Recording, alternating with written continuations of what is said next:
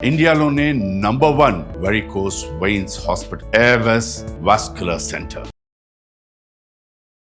నమస్తే రమ్మగారు. నమస్తే జయ. రమ్మగారు, మనము శ్రావణ మాసంలో జరుపుకునే పర్వదినాలప్పుడు కానీ, వరలక్ష్మి వ్రతానికి కానీ, ఎవరైనా ముత్తైదువులు పిలిచినా మనం వారింటికి వెళ్ళినా ఆకు ఒక్కతో పాటుగా శనగలు ఇస్తారండి. ప్రత్యేకించి మనం శ్రావణ మాసంలోనే ఎక్కువగా చూస్తూ ఉంటాం. దీనికి ఏమైనా ప్రత్యేకమైన కారణాలు ఉన్నాయా? శనగలు మంచివి, ఆరోగ్యానికి మంచివనా? ఇప్పుడు ఇది వర్షాకాలం కదా. ఈ వర్షాకాలంలో రకరకాల ఆరోగ్య సమస్యలు వచ్చేందుకు అవకాశం ఉందా మనకి? మరి ఉన్నది. దీనికి ఏదైనా ఒకటి ఖచ్చితంగా ఇవే తినాలి అవే తినాలంటే తింటామో తినమో. అవును. ఇప్పుడు ఖచ్చితంగా అదే మన ఇంట్లో ఉందనుకో, నువ్వేం చేస్తావు? ఖచ్చితంగా వేరే దారి లేదు. అందులో ప్రసాదం అంటే మరి తింటాం వదిలేయం తప్పకుండా. మామూలుగా గురువారానికి శనగలు చెప్తారు కదా, నీకు తెలిసిందే. అవునవును. బుధవారానికి పెసలు, గురువారానికి శనగ. శనగలు. అయితే ఈ శ్రావణ మాసాల్లో వీటిల్లో ఈ ముత్తైదువులకు ఇవ్వటానికి దీనికి కారణం ఏంటంటే, ఇదొక దాన ప్రక్రియగా వెళ్తుంది. మన తాలూకు కొన్ని గ్రహదోషాలు ఉపశమిస్తాయి. తర్వాత బేసిక్గా ఈ శనగ్గింజ ఎక్కువ బలమైంది జయ. ప్రోటీను, ఇంకేమిటో మెగ్నీషియము, పొటాషియము, అలాంటివి ఫోలేట్స్ చాలా ఉన్నాయట అందులో. ఫైబర్ ఉంది. తర్వాత ఏమో ఎక్కువ ప్రోటీను, హెవీ ప్రోటీను. ఇవాళ రేపు సత్తు డ్రింక్ అని వినపడుతోంది, నువ్వు విన్నావా? నువ్వు జిమ్ వాళ్ళు కూడా ప్రీ వర్కౌట్ డ్రింక్ కింద సత్తు తీసుకుంటారు. సత్తు ఎక్కడి నుంచి వచ్చింది? శనగలే కాదు సత్తు అంటే. సత్తు అంటే అదేదో కాదు జయ, వేయించిన శనగలు. శనగలు ఉడకబెట్టి పాప్ చేసి వేయిస్తారు. ఆ పొడే సత్తు పిండి.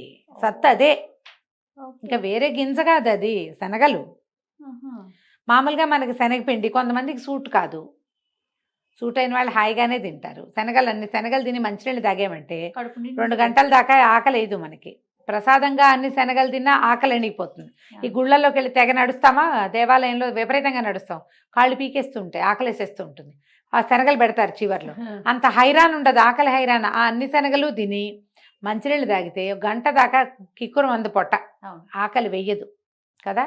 ఈ శనగ పచ్చిగాను ప్రోటీన్ ఉంటుంది, ఉడికిన తర్వాత ప్రోటీన్ ఉంటుంది, వేగిన తర్వాత ప్రోటీన్ ఉంటుంది.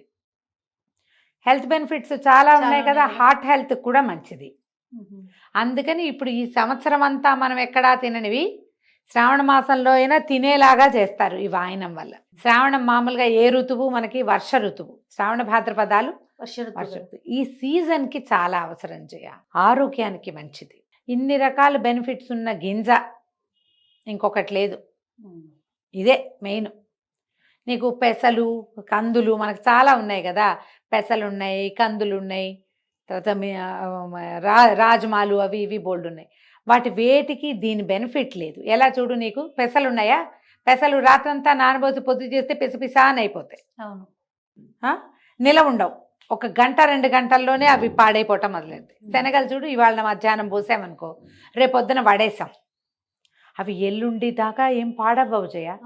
గింజ గట్టిది, దానికి లైఫ్ ఎక్కువ, చాలా లైఫ్ ఇస్తుంది. అంటే ఇంకొకటి చెప్దాను చూడు. శనగలు మొలకెత్తుతాయి చూడు, మొలకెత్తిన శనగ చాలా మంచిది పొట్టకి. మొన్న ఎవరో చెప్పారు, ఇవి గాల్ బ్లాడర్లో స్టోన్స్ వస్తాయి కదా, ఆ స్టోన్ వచ్చే లక్షణాన్ని ఇది తగ్గిస్తుందని. కాకపోతే రోజు తినకూడదు శనగలు అంటారు, సంవత్సరం అంతా తినకూడదు. కానీ ఈ సీజన్లో, ఈ వర్షాకాలంలో తినచ్చు. వర్షాకాలంలో రోజు, పైగా ఇవి రోజు ఎక్కడ తింటాం మనం? 4 మంగళవారాలు, 4 శుక్రవారాలు, నెలలో 8 సార్లు, అంతే చాలు.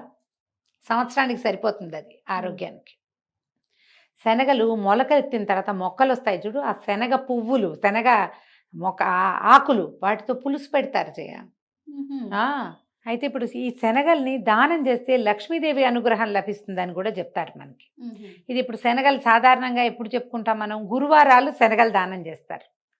బుధవారం పెసలు, గురువారం శనగలు చెప్పుకుంటామా? అయితే ఇప్పుడు లక్ష్మీదేవి అనుగ్రహం కోసం మనం ఈ పూజలు చేసుకుంటాం శ్రావణ మాసంలో. ఆమెకి ఇష్టమైనది ఏమిటి? పసుపచ్చటి బద్ద అయినటువంటి శనగబద్ద.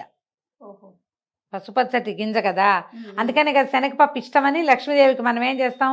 శనగలతో, శనగపిండితో చేసే బజ్జీలు, చెక్కిలాలు, తర్వాత ఏమో లడ్లు, తర్వాత ఏమో వడలు, ఇవన్నీ ఇస్తాం కదా. ఇప్పుడు ఆమెకు ప్రీతిపాత్రమైన గింజ తాలూకు హోల్ గ్రెయిన్ ఇది. అదే కదా అంతే పూర్తి కదా. గింజ ఏమిటి శనగ. అది దాని వల్ల ఏంటంటే మనకి ఇప్పుడు మామూలుగా దాన ప్రక్రియ అనుకో జయ, దానం ఇస్తామంటే అందరూ తీసుకోరు. అవును. పైగా ఎవరైతే దానంగా స్వీకరిస్తారో వాళ్ళు దానికి పరిహారంగా ఏదైనా చేసుకోవాలి. ఇప్పుడు మనం ఏం చేస్తాం, దీన్ని వాయినంగా ఇస్తాం. ఉమ్. అది కూడా సాధారణంగా ఈ అమ్మవారి దగ్గర నివేదన చూపించేస్తాం వాటిని. ఈ నివేదన చేయబడిన వస్తువుని స్వీకరించడం వల్ల అవతల వాళ్ళ ఎవరికి దానం తీసుకున్న తాలూకు దుష్ప్రభావం ఉండదు, ఆరోగ్యానికి ఎలాగూ మంచిది. మనకు కూడా మన చేతిలో నుంచి ఇన్ని శనగలు బయటికి వెళ్ళటం వల్ల ఏమవుతుంది, ఆ గ్రహం తాలూకు అనుగ్రహం లభిస్తుంది ఓ. కదా. ఉమ్. అందుకని ఇది ప్రవేశపెట్టి ఉండవచ్చు. ఇంకా ఏ గింజ ఈ రోజుకి పెట్టలేదు. ఉమ్. పెసలు ఉన్నాయి దీనిలాంటివే, కానీ పెసలు పెట్టల. అవును. ఇది బలమైన గింజ, నిలవ ఉంటుంది. పైగా లక్ష్మీదేవికి ప్రీతిపాత్రమైన శనగపప్పుకి ఆధారభూతమైన గింజలు అవటం వల్ల శనగలు విశేషంగా చెప్తారు. అయితే మనం ఈ తెల్లవి ఇప్పుడు మనం కాబూలీ చనా దొరుకుతుంది, ఇంతంతలా ఉన్న తెల్లగా ఉంటాయి, అవును. అవి నానబెట్టేసరికి ఇన్ని అవుతాయి. అవును. కొమ్ము శనగలు, నల్ల శనగలు ఇస్తే మంచిది. ఉమ్. అవి నానబెట్టండి, సాతాళించి ప్రసాదం చేసి నివేదన చేసి ఇవ్వచ్చు. మనం వాయనంగా పచ్చివే ఇస్తాం. అవును. ఇది ఉపయోగపడేది, కూరకు ఉపయోగిస్తుంది, ఆహార పదార్థంగా ఉపయోగిస్తుంది, ఒక రోజు నిలవ ఉంటుంది. ఇది విలువైంది కాదు చాలా కదా. అందుకని ఇలాంటి దాన ప్రక్రియకి ఇలాంటి వాయన దానాన్ని చెప్పారు. ఇది ఇప్పుడు ఎప్పుడు చేస్తాం, సంవత్సరాల్లో ఇంకెప్పుడు చేయం. ఓన్లీ శ్రావణ మాసం. ఓన్లీ శ్రావణ మాసంలో శ్రావణ మంగళవారానికి, శ్రావణ శుక్రవారాలకి మాత్రమే చెప్తాం. మా వాళ్ళు కొంతమంది అయితే బర్త్డేలకి వాటికి పిల్లలు పుట్టినరోజులు వస్తాయి, వాళ్ళ వాయనం ఇస్తే శనగలు ఉమ్. పెడతారు. ఉమ్. వాయన అలా ఇస్తే కనుక మనకి తప్పు ఉండదు, వాళ్ళకి తప్పు ఉండదు అవును. అవును. కదా. కరెక్ట్. తద్వారా అమ్మవారి అనుగ్రహం కూడా లభిస్తుంది. ఉమ్. ఆలోచించండి, ఇలా కూడా చేయొచ్చు. ఇంకా మనం నవమికి, పంచమికి, చవితికి పెసరపప్పు పెడతాం కదా రమ్మగారు. అప్పుడు మనం శనగల్ని పెట్టాం మళ్ళీ. చూడండి, ఇది అంటే ఏ కాలానికి అనుగుణంగా అలా పెట్టాలి. కాలానుగుణమే. ఇప్పుడు ఇది వర్షాకాలం, ఇప్పుడు ఇది ఈ బలమైన వస్తువు తినాలి, అవును. అందుకని ఇది పెట్టారు. అంతే. నమస్తే. నమస్తే జయ.